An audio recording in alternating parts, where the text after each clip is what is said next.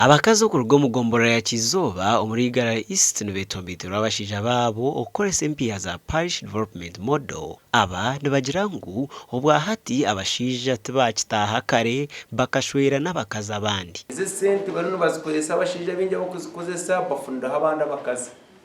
So nicyo ndiyo nishaba twahize gukora ize garuka yo bwana honorable rebeka ngo kucyakubasika bagarike ba revising.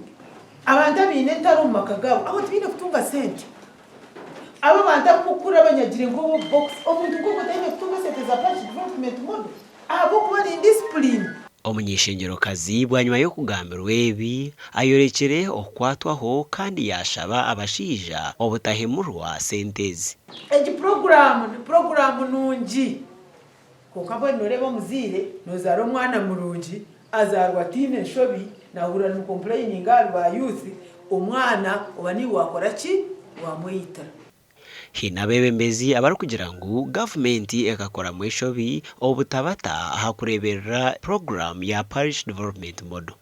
Niyo MP okubanza kutwigura misho tumanyisa kusavinga nekintu kyangu munonga no muri gihe kintu yenda kusima coordinators baka box bwombi mwebare cyo kumanyisa ngo members ba parliament bona bakuzo mu village zona kandi nka district yono kaza kushanga umuntu ona nakwitize kandi mu byataramugorera yije ngwenyenda kusiba omwebembezi we naho kubori program ya government yija yujambo le band wago notemba hapika utandikiraho.